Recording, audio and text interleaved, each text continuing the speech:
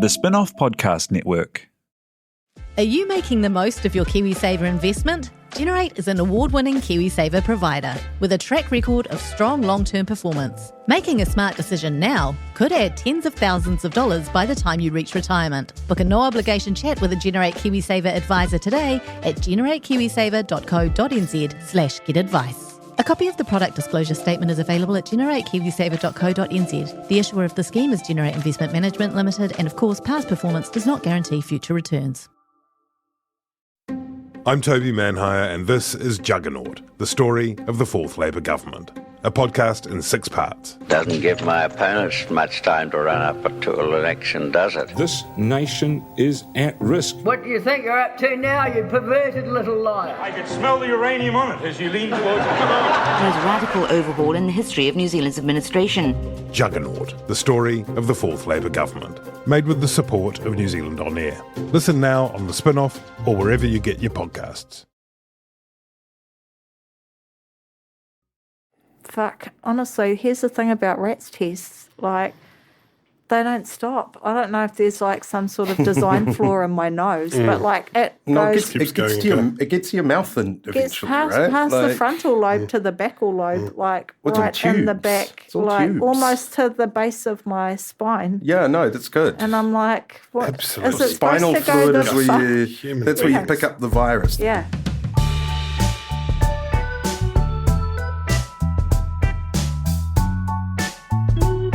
No mo haere mai kia, gone by lunchtime, ko Toby Manhire toku ingoa tēnā koutou katoa. It's April the 29th, 2022, and a bit of a change up in the team today. We've got Ben Thomas except on a Friday, and we've got Annabelle Lee-Mather except on a Friday, and we've got Sunny. Sunny Pokena Lee-Mather. Would you like to introduce Sunny? Does Sunny actually talk? Does Sunny just sit there?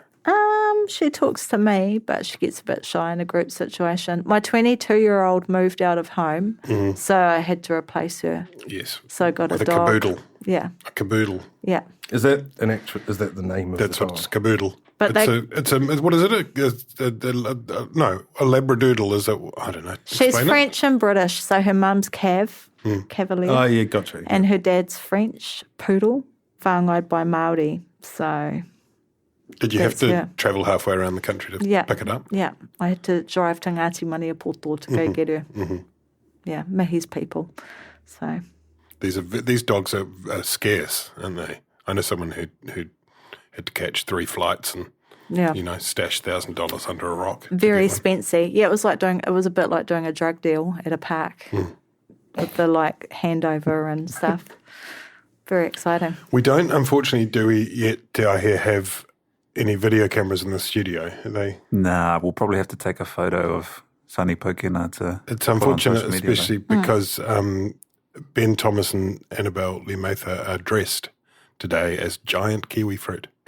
Giant melancholy kiwifruit swaying in the existential autumn breeze.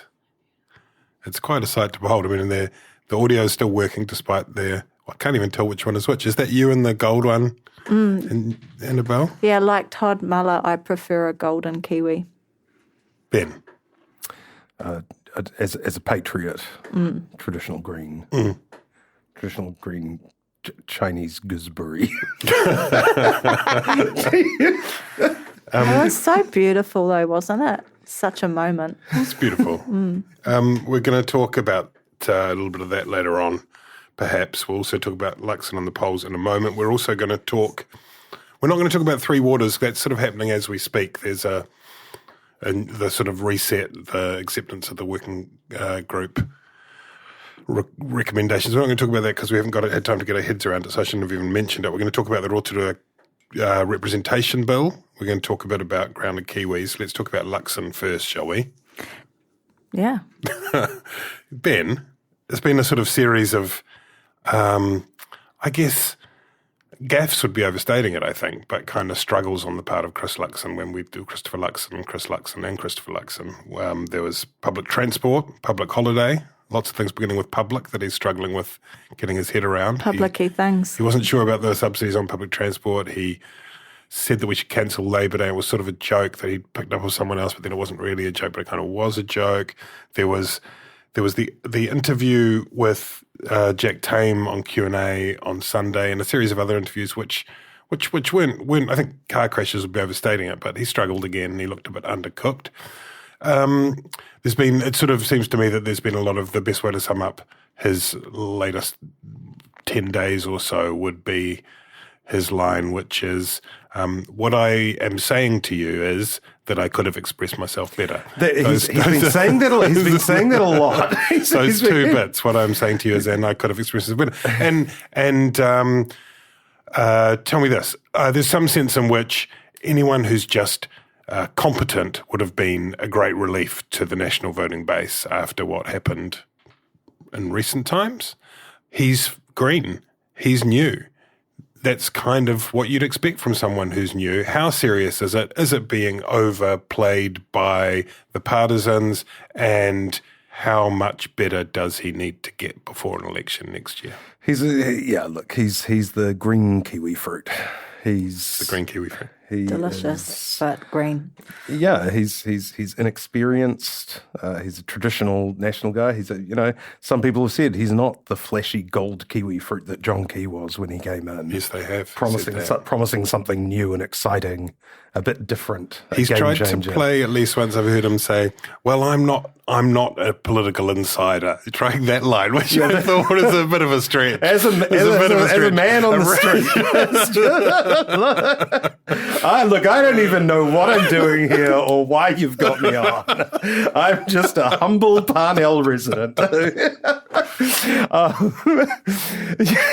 Yeah. I mean, it is difficult to play the sort of, political outsider who's sort of, come to shake up the fat cats of Wellington when, immediately prior to becoming an MP, you were sort of the head of the Prime Minister's business advisory group and headed a basically state-owned airline. He hasn't wowed, right, in the same way that I think Jacinda Ardern wowed when she sort of first ascended the leadership, or John Key did when he became leader. Did he?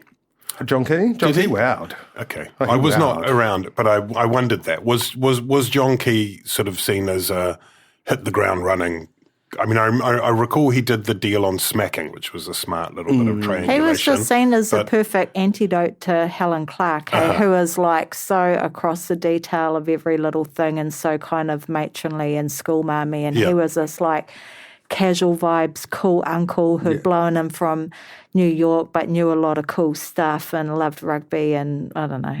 People loved it. It was the zeitgeist and, sometimes it becomes less about how that person performs and more about how sick of the current Prime Minister they are. So there was a bit of that as well. There's a lot of that too, yeah.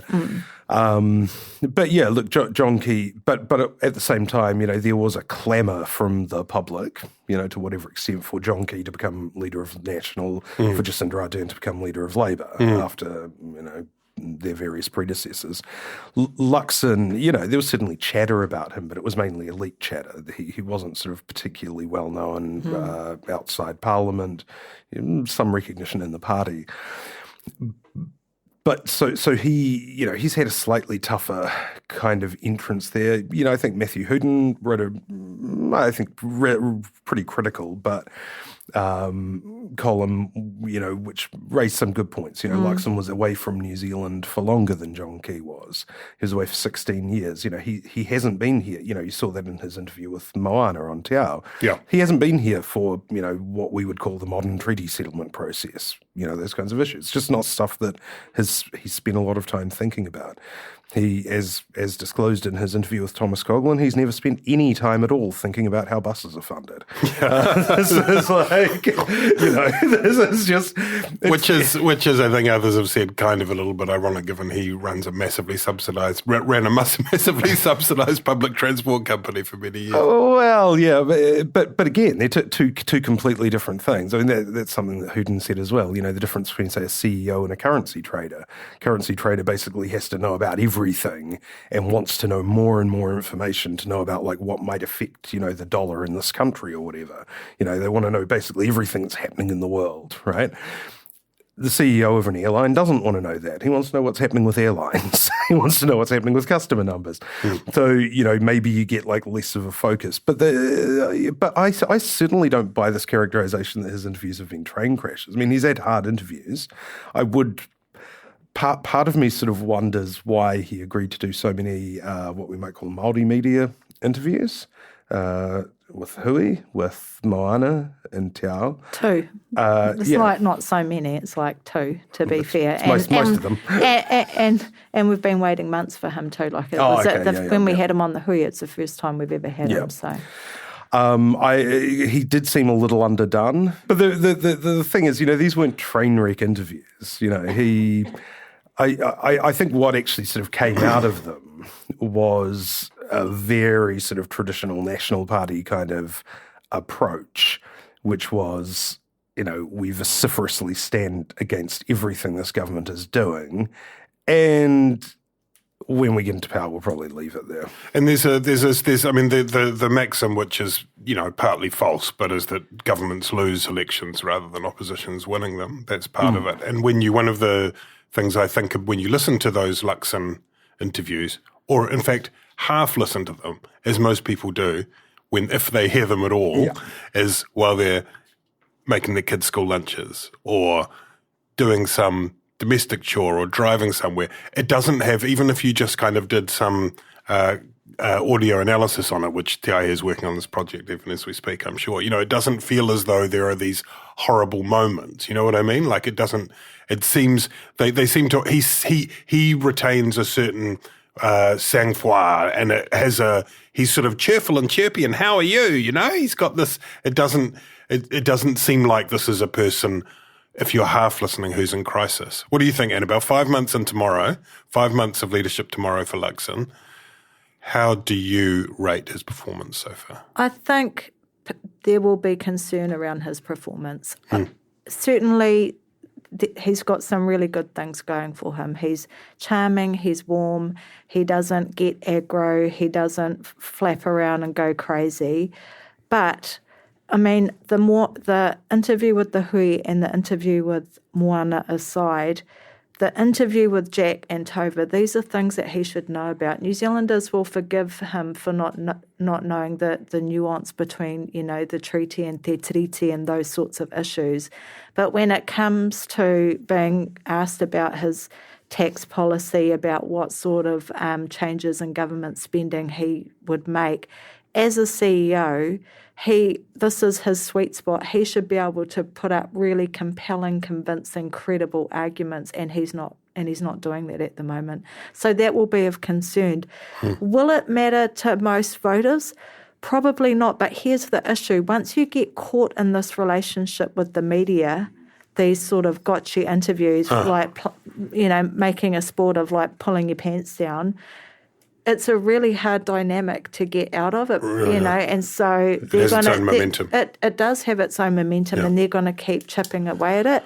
I have to say, I agreed with Houghton's analysis this morning. There's 2 fundamental things that are missing for him. One is that he hasn't done his apprenticeship. He doesn't know how politics and Parliament and the media works yet, and 2.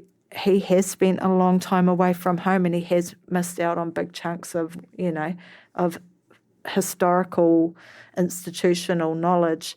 Having said that, I think where he is performing well is that those CEO management skills that he brings, I think you can see them in the performance overall of the party. There seems to be more discipline, more unity. They're still fudging their lines, like, Nicola says one thing, he says something else. But overall, I think we're seeing a far more united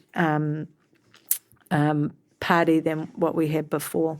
That's a great point, and it's worth kind of keeping it in perspective, isn't it, Ben? Because most of the last, I don't know how many years, there has been a regular conversation about who will be the next leader of the National Party, because there is a sense of that being imminent. And that is not a conversation, to my knowledge. I mean, yes, there may be some murmurings of dissatisfaction, right? People saying this guy needs to do some SWOT. This guy needs to have better better prepared responses to. It's not just it's knowing the detail, but it's also knowing how to get yourself out of tricky spots. Right? That's partly a kind of PR thing, true. But nobody is talking about he's going to be rolled before the election, are they? No, of course not. I mean, look at the reality of this. The people who are saying that he's sort of really flailing and that he's in trouble are people like Mike Munro, the former chief of staff to Jacinda Ardern, writing in the Herald on Sunday. Yes, it's left-wing pundits on Twitter.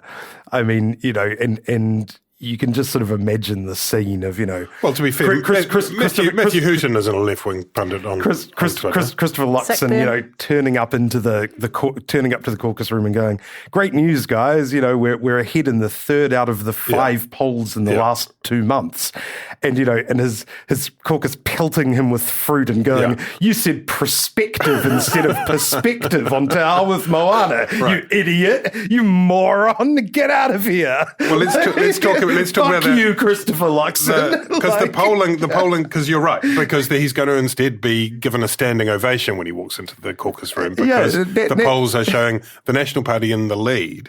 The Curia poll for Taxpayers Union has National on 37.8 versus Labour on 36.8. Greens 9.4, ACT 8.4. I mean, that's the reality, right? That's much more important than any other metric. No one's going to care. If Luxon drops 5 points in the next poll, people will say, "Okay, you need to hit the books." Otherwise, this is kind of immaterial. The sort of if you look at the it's not immaterial. There will be debates. There will be head-to-heads between. There's Luxon a campaign coming up. Yeah, absolutely, and he does need to sharpen up. He needs to get across more detail. I think that he does seem to have a little bit of a problem moving between subject areas. He always seems really prepped for one thing during his interview. And you can't get away with that as opposition leader. But at the same time, look, if you compare his interview, for instance, with, say, Willie Jackson, who followed him on Q&A, Jack Tame is a tough interviewer. You get tough interviews. When Jacinda Ardern is interviewed by Jack Tame, they're tough interviews. I don't think it would be, I would be amazed if, and as we all know, with Annabelle sort of looming in the earpiece, Mihi Forbes is a tough interview. These are not interviews where Luxon is ever going to go in, and no politician is going to go in and just sort of wipe the floor with these interviewers and come out sort of standing atop a pile of carcasses or something victorious. They will be tough interviews, but he's got to sharpen up, but there's no catastrophic thing. With the Q&A thing, one of the slots, or one of the highlights, I guess, that people got really excited about was that, Jack Tame saying, well, in the context of all government spending, where do you find the waste? I mean, this isn't particular. This is not a particularly hard thing to do. You add up the $100 million, you add up, the shovel-ready projects, you talk about how much Kāinga Ora spends on building homes, and you get a pretty significant amount of money in those areas where there is inflation, like construction costs, pretty quickly. Well, I mean, the problem in that interview is that he talked about the Hamilton-Auckland train as an example. But isn't that a prep thing where you have a list where you bore the interviewer to tears? You take up the time by listing off 8, 9, 10. Do you want me to go on? I can go, boom. That's just SWAT, isn't that just SWAT? Oh yeah, I think it is, and I don't know if they've isolated the best examples. You should be talking about inflation where people are feeling inflation, right? Like if inflation is being caused by construction costs, which it is, you talk about all the money the government's wasting on construction that doesn't need to be done, or the way that Kāinga Ora is outbidding private sector people, the way that Kāinga Ora spends $1 million on a dwelling, whereas a Kiwi-built home has to be built for $600,000, and that includes the developer's profit, I think not being able to justify his tax policy, his tax cut, admitting that his tax cuts will be just as inflationary as government spending in there. I mean, it's not good. He is at 100%, he's not in trouble with his party. Do you know what I mean? Like, he ain't going to be getting rolled before the election.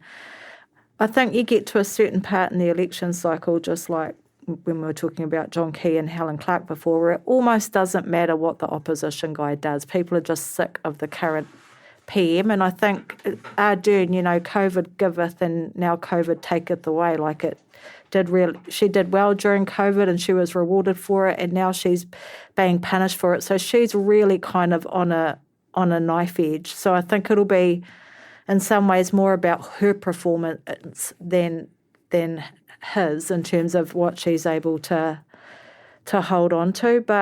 And that's why, from a kind of political theatre point of view or a political personality point of view even, while she is seen as the COVID manager and the having been dragged down by all that, he needs to maintain that kind of upbeat, which is, I think, what he's conscious of that. And he comes on to every, hi, how are you doing? His first question in every interview as Kim Hill is about to attempt to disembowel him, and that's what it is, right? Like coming in as a fresh alternative to someone who's seen encumbered, burdened by all the shit that we all went through over the previous years. I think he would help himself if he was more curious.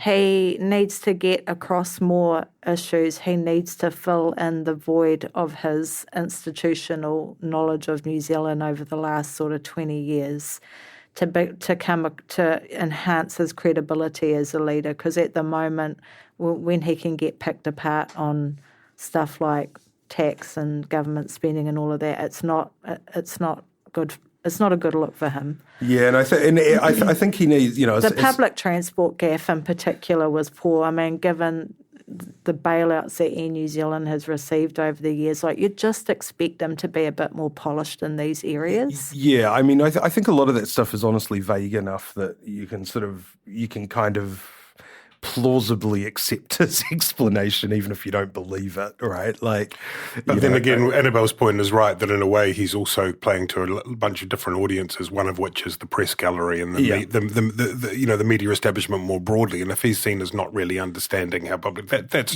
not nothing, right? No, sure. And I think you've got to the other thing is talking about John Key, and maybe it's unfair to sort of, play by play, sort of, split screen compare his career to John Key's. Well, there was that ad. Do you remember the one where his face morphs in? Did we find out who paid for that? Yeah, it was some dude in Christchurch, the guy who runs that, Payday lending. I think. No, I don't know. Which is that, Key really did get into this sort of social issues stuff. He talked about the underclass. He took Little Aroha to Waitangi Day. Yeah. He talked about how he was going to, give the Prime Minister's salary to charity, probably, which he didn't really end up doing, but that's sort of fine. And there was that moment in the debates with Clark where, the interviewer said, it might have been Hoskins said, what do you consider rich? Do you consider yourself rich? And Helen Clark sort of said, oh, well, I've just got a little home in Mount Eden, probably at the time only worth $1.5 million or whatever. And I just live a very modest life. Just a short walk to a stadium concert. And John Key said, growing up in a single parent home, I consider being rich not worrying about the bills when you get them, not being afraid to open the power bill. And with that, he won the hearts of New Zealanders and swept power. And I reckon that is Luxon's big challenge is hearts and minds. He needs the hearts and minds vibe. It's getting across that, he's got to have an answer to that. Well, you'd get $18,000. Maybe he should give a big speech in which he reaches out to the ram raiding community and says, "Stop! Guys." It did strike me though. Being less flippant, that things that. He could take the 7-year-olds when you have to Waitangi. They could ram into Te Marae. The entourage get out holding his hand. All these stories though, about the ram raids, all these kids, these kids who are involved in that's sort of not a kind of, it's not a beltway story, it's not a political story really, but it does add that to, that people sense the sense of what's happening around the country. You add the inflation, the cost of living reality that people very, very tangibly feel, and then those are the kind of things that Luxon just needs to be there, right? He needs to be there, and he needs to look stable, and he needs to look optimistic, and I'll give him this: he's busy. He's this weekend at a regional conference. He's giving a speech out on Monday. He's giving a pre-budget speech after having given what seems like 200 interviews over the last week or so. So I guess at least he's not shrinking from the spotlight. Talofa lava. I'm Madeline Chapman, editor at The Spinoff. If you have the means, consider supporting our high-quality journalism by becoming a Spinoff member. Sign up now at thespinoff.co.nz/donate. Do you find it hard staying optimistic with all the financial news in the media? I'm Bernard Hickey, and on my podcast, When the Facts Change, I'm here to help you navigate the ever-changing landscape of economics in Aotearoa. So join the conversation every Friday on When the Facts Change, brought to you by the Spinoff Podcast Network in partnership with KiwiBet.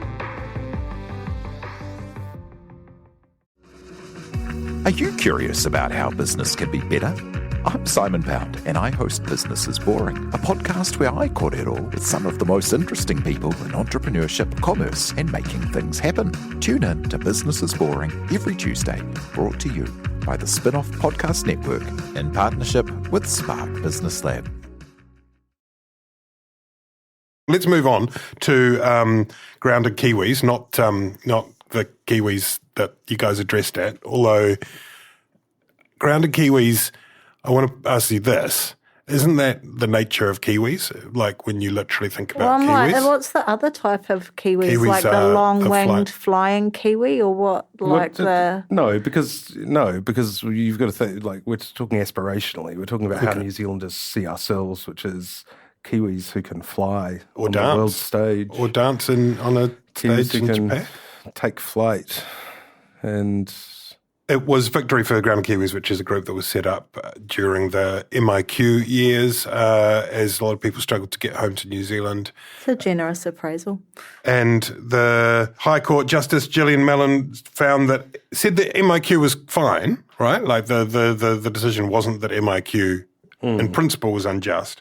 That it was okay as part of elimination, but the what was called the lobby lottery, right? That was that, and a very narrow band of exemptions was not demonstrably justified in a free and democratic society. And that sort of seemed like, I think we talked about this at the time, it did seem like such a narrow criteria for exemptions that it almost seemed as though if they just expanded that a bit, and yes, that would mean a few people who were playing the system might get through, right? But better than a whole lot of people who were playing the system by literally hiring staff to sit there and hit refresh on the fucking keyboard.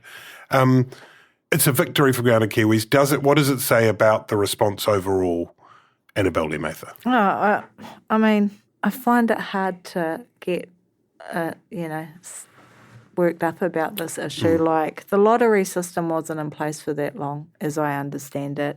Yes, it absolutely sucked. Yes, there probably should have been more leeway for special exemptions. But when you start thinking about that, the stuff that you're going to be weighing up, like someone wants to come home to give birth versus someone who wants to come home to bury their parent versus blah, blah, blah, blah. Like, it's an absolute wasteland of trying to decide, weighing up people's horrific circumstances against one another. And certainly you would think that if it has to go through that process, that's going to create even more delays and more hardships and more people appealing and appealing and appealing. So, yes, the lobby sucked.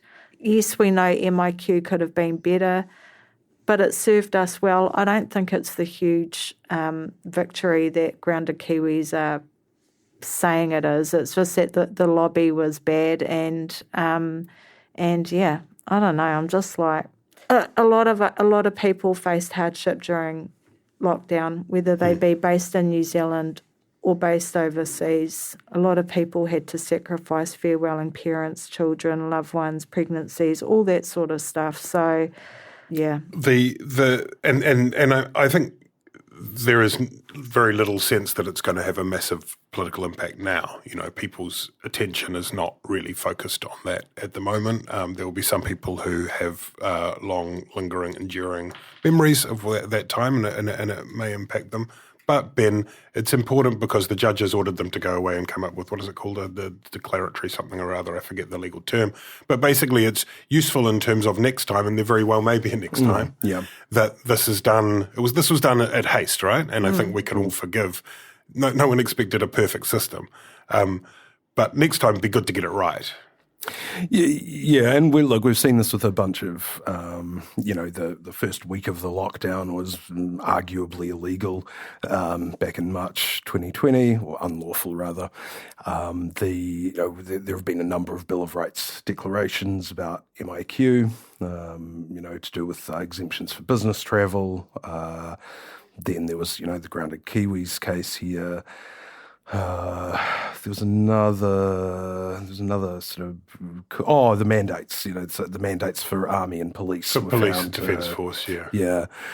This doesn't, I think, as National Party stalwart David Farrar suggested, I don't think this suggests, widespread unlawfulness in the response. Most of these findings were, about specific things, in what is, the biggest collective sort of action the government's ever done. Any state in, the last couple of years has been the biggest sort of state action outside of war, probably in history, everywhere. So I think you can forgive a bit of it. You got to take note of it. I think Annabelle's right. If you, as undesirable as the lottery was, depending on how widely you drew those exemptions, you could actually you could commit an endless number of bureaucrats to an endless process. And look, we even saw that, over here, the people who ended up getting exemptions were somewhat coincidentally often the sons of judges and things who wanted to get out to see their sick relative, and it just turned out that in that particular case, the other High Court judges thought that was an infringement of the Bill of Rights. I'm a little torn on this. I think in the sense that I actually think that the country behaved abominably towards New Zealanders overseas. Leaving aside the regulations or the requirements of MIQ, I think the population of New Zealand were horrible about New Zealanders stuck overseas. And I think that a lot of people should be ashamed of how they acted and how they spoke about our fellow countrymen and, relatives. On the other hand, I think that the Bill of Rights is a sham, and that it should be probably abolished because the Bill of Rights Act, because there is increasing activism by the courts to want to sort of police every area of government action, in terms of what the courts think was permissible. Now, the pandemic is a really good example of why actually you can't, submit everything to the judgment of the courts, in an ideal world with that one policy in isolation, not considering anything else that's going on in the world, which is how BORA applications, tend to work. Doesn't it show it in operating as it should, insofar as the government did do those things and they were enacted quickly and expediently. And now there is an overarching piece of legislation where they can be tested to find out whether these exceptional measures were demonstrably justified. I think in a democracy, demonstrably justified should be, can you take the people of the country with you? Now, unfortunately, I think the people of New Zealand turned out to be kind of jerks about overseas New Zealanders during the pandemic, but I think that's still a legitimate democratic response, right?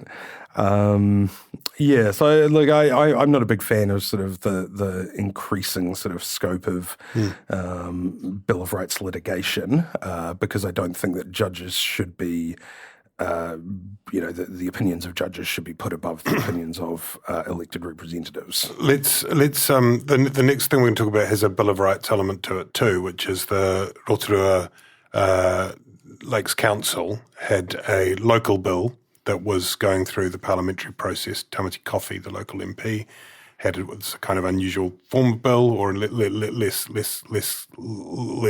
commonly seen version of bill, local bill, where it's put by a local body and it's represented by an MP. And this one was to change the representation makeup of the council.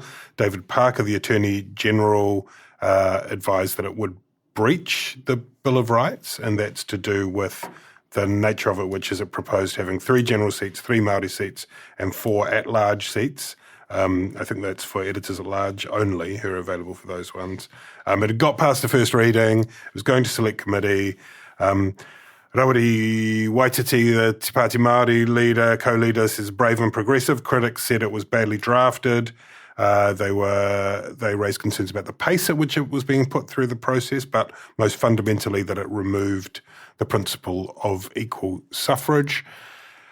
Annabelle, what did you make of this bill? Do you think it was defensible? I totally think it was defensible, and I reject the, what's the term? Equity of suffrage, did you say? Equal suffrage. Equal suffrage, like everybody gets the same amount of votes. Māori don't get to have more votes than Pākehās and Rotorua. It's just ensuring that 3 out of, 10 overall councillors are Māori and they're democratically voted by their constituents. You could argue that it's actually a more democratic process than what we currently have with the Independent Māori Statutory Board in Auckland, which is, where people don't get to vote, or the public at large don't get to vote for them, and that was passed by National. So, yes, I think it's defendable. Rotorua is a progressive city.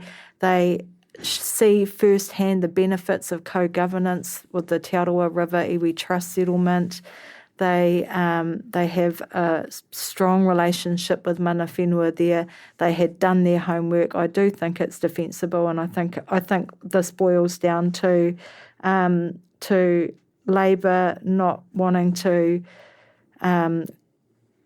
be targeted and criticised for being too pro-Māori at this point in the electoral cycle, and so they've chickened out on it. But I think to say that the Rotorua Council hadn't done its homework and all of that stuff is completely unfair. It looks like really good legislation. It would mean that the people who were on the Māori roll would be, each vote would per representative would be much higher, like 2.5 times higher. They get if you break it, it's essentially if you fall the tyranny of the majority, then this legislation goes against that, because it creates 3 places for Māori representatives, which if you worked it out on population may not be the case. But you can't just work it out on population.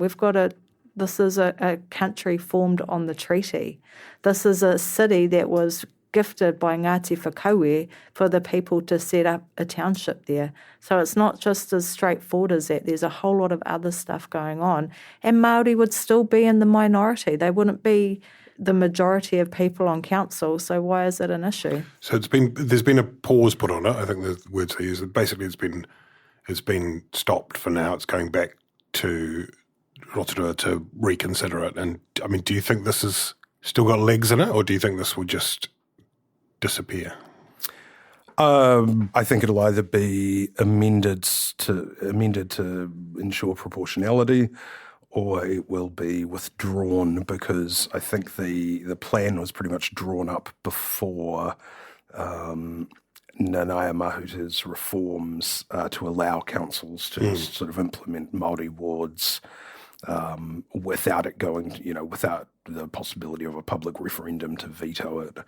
So, there is an argument that it's not necessary now, and that it just sort of creates this unnecessary bespoke sort of regime for Rotorua, which they could sort of do under the normal processes.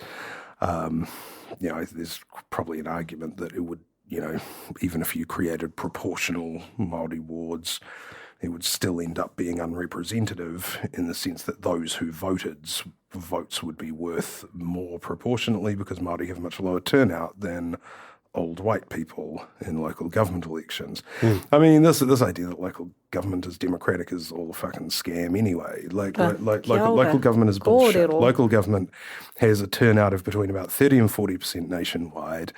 It's vastly, Kate Newton did an excellent piece for RNZ on this analysis a while back, which said, even in the predominantly Pacifica and Māori areas of South Auckland, all of the consultation and submissions that were done were older white people. If what you're into is democratic purity, local government, which is just a delegated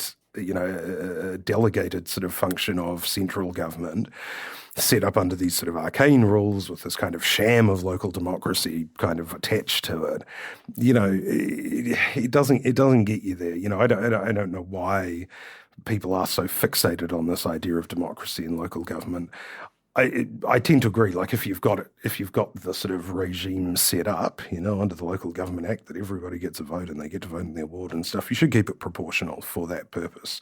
You can have co-governance elements like the Independent Māori Statutory Board in Auckland. Rotorua has actually got a very close working relationship with Te Arawa. I think they actually have very close. They've iwi representatives on all of their subcommittees, and there's I certainly don't think that Rotorua is suffering for lack of Māori or iwi representation right now. On the other hand, it would be good if they amended the bill, the Rotorua bill, so that it abolished local government and replaced it with a Department of Parks and Libraries. So that Tamati Coffee, I've forgotten about this policy of yours, Ben. I'm here for it. It's every question ends up with this at the end of the answer. It's good to have a talking point. The Department of Parks, Libraries, and no ferries to Waiheke Island. Electric ferries. No ferries. Very briefly, before we go and deal with manifold crises that are developing around us, Jacinda Ardern's tour to Singapore and then Japan. It was the first time the Prime Minister's been abroad for like a couple of years almost, I think, and it was a We Are Open for Business sort of tour. There were some fairly kind of low-level announcements. Why are you looking so confused at me, Ben? I just realised, because I was thinking, I said Chinese gooseberries earlier in the thing, and I was like, is that racist? But then I was thinking about it. When I was a child, I ate this fruit, this kind of berry thing that was in our garden, and I was like, what is that? And my parents were like, that's a Chinese gooseberry. But it wasn't a kiwi fruit. It was kind of a yellow thing. What did I eat? That was loquats. Yeah. Was it like a little yellow... It came smooth. There was sort of like a kind of them. A weird sort of pod that almost looked like a sort of paper lantern over it, which you opened, and then it was like yellow. That's Polonia. Oh no, that's I know the ones you mean. They're gooseberries. They're gooseberries. Oh, they're not Chinese gooseberries. They're just like toiwi. Oh, like small, like grape size. Just gooseberries. Also, tree tomatoes. Do you remember that? Yes, tamarillos. Tamarillos used to be called tree tomatoes. Oh, which I sort of used to just sit down for a tree tomato and a Chinese gooseberry. It's been a good talk about the PM's visit.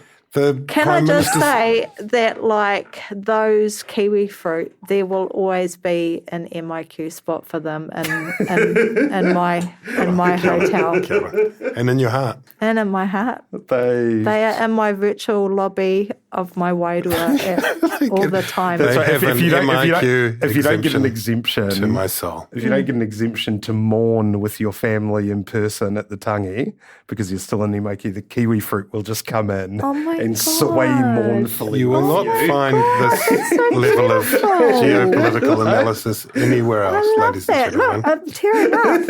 I'm tearing up at the thought of it. Beyond the kiwi fruit, was there anything that is worth the opening up, the if you're pregnant, they will come and deliver your baby? There was one consequential sort of agreement, which was the announcement with Japan of an intelligence sharing arrangement, which has, suggests a kind of direction of travel in terms of stuff. Ben? Look, we've, all fun and games aside, we do need to, Dilipa Fonseca wrote a really good piece for Stuff about this week. Yes, he did. about how, particularly in Asia, we have focused too much on trade. We haven't focused on deep relationships and close relationships in a political sense. And we need to do that, particularly as our reliance on China becomes both more dangerous for us and the region, and we need to look, to move away from that. Annabelle, last word from you. I just so captured by that beautiful picture that Ben just painted of the kiwi fruit coming to deliver my mokopuna. I think there's probably a business opportunity here, friends. Hey, I failed to mention earlier, thanks very much to everyone who's a spin-off member, and especially if there's any of you who've made it this far through the podcast. You're the greatest. If you're not, think about it. We really value if you want independent homegrown media and high-quality geopolitical analysis like this. Please sign up, help out. Thank you to I here for these new microphones which are hanging from above us like a solar system. Like a kiwi fruit on a tree. Like a kiwi fruit on a tree. Sonny, thanks.